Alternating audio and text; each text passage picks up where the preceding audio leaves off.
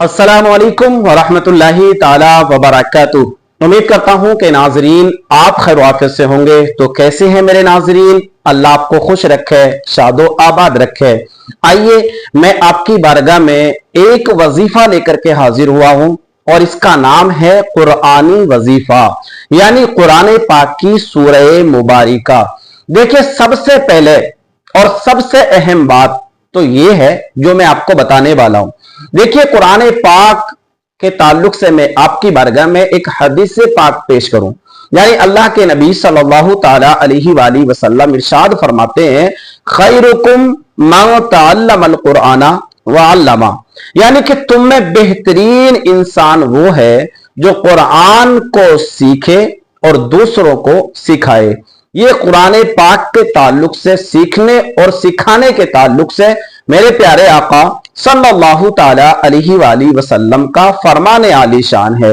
अब मेरे आका फरमाते हैं कि जो कुरान पाक का एक हर्फ पढ़े, मन क़रा मिनल कुरानी हरफन फलहु अशरु हसनात। यानी जो कुरान पाक का एक हर्फ पढ़ता है, यानी कि एक हर्फ का मतलब है अलिफ। अगर आप कहें ना तो अलिफ का मतलब है हमजा, लाम और फा, यानी कि आपने 3 हर्फ पढ़ लिए।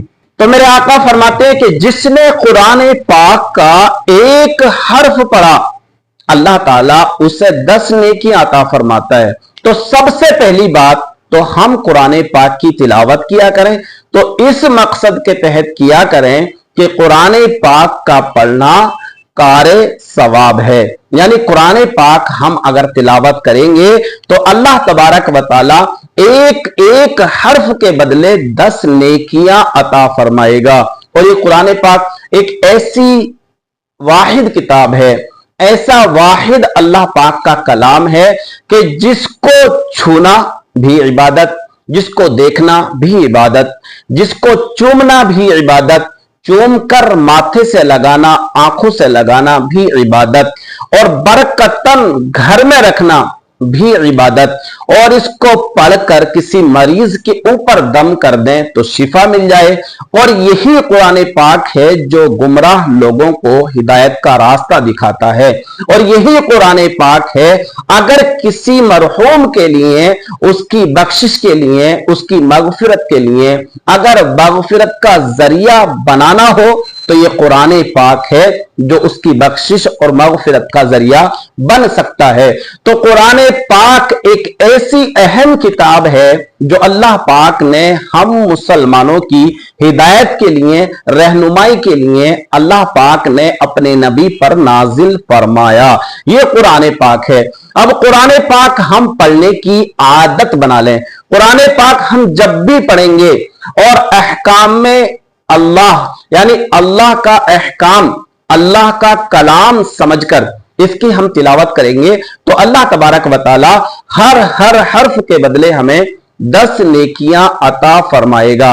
अब बात कर लेते हैं कि आइए कुरान पाक के ताल्लुक से जो मैंने इतना बयान किया है इसके फायदे क्या हैं। तो आइए मैं आपको बताऊं। आपके घर में मुफलिसी आ चुकी है, आपके घर में परेशानियां जन्म ले चुकी हैं, आपके घर में फिक्रो फाका की जिंदगी गुजारने पर लोग परेशान हैं, आपके घर में एकदम बेबरकती ने दस्तक दे दी है, घर से बरकतें खत्म हो चुकी हैं, घर में परेशानियों ने जन्म ले लिया है और कहीं से कहीं तक भी पैसा कौड़ी रुकने का नाम नहीं ले रहा है। यहां तक के घर में एकदम फाका कसी हो चुकी है। अब क्या करना है? मेरे आका फरमाते हैं, बड़ी प्यारी हदीस पाक है, आप समाअत कर लीजिए। अल्लाह के नबी सल्लल्लाहु ताला अलैहि वसल्लम का फरमाने आली शान है। मेरे आका इरशाद फरमाते हैं कि जिस घर में बेबरकती हो, जिस घर में बरकत ना हो रही हो, और उस इंसान को चाहिए कि रोजाना बाद नमाज मगरिब सूरह वाक़िया, बाद नमाज मगरिब सूरह वाक़िया کی تلاوت کیا کرے کم سے کم ایک مرتبہ۔ اللہ کے نبی فرماتے ہیں یہ میری گارنٹی ہے کہ جس گھر میں سورہ واقعہ کی تلاوت کی جائے گی روزانہ بعد نماز مغرب تو اس گھر میں کبھی تنگ دستی دستک نہیں دے سکتی، فقر و فاقہ کبھی دستک نہیں دے سکتا، اس گھر میں کبھی لوگ فاقے سے نہیں رہیں گے، اس گھر میں برکت ہونا شروع ہو جائے گی، روزی میں برکتیں ہونا شروع ہو جائیں گی، دولت میں برکتیں ہونا شروع ہو جائیں گی اور غیبی طریقے سے رزق ملنا شروع ہو جائے گا۔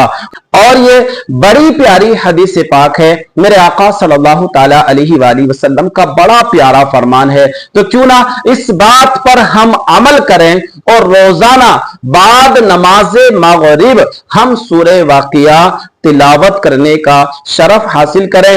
اللہ تبارک و تعالی ایک ایک حرف کے بدلے 10 نیکیاں بھی عطا فرمائے گا اور ہمارے گھر میں بے شمار برکتوں کا نزول بھی عطا فرمائے گا۔ تو کیوں نہ ہم سورہ واقعہ روزانہ بعد نماز مغرب پڑھنے کا معمول بنا لیں۔ اللہ تبارک و تعالی اس کار خیر پر روزانہ بعد نماز مغرب عمل کرنے کی توفیق عطا کرے، آمین بجاہ النبی الامین صلی اللہ تعالی علیہ وسلم۔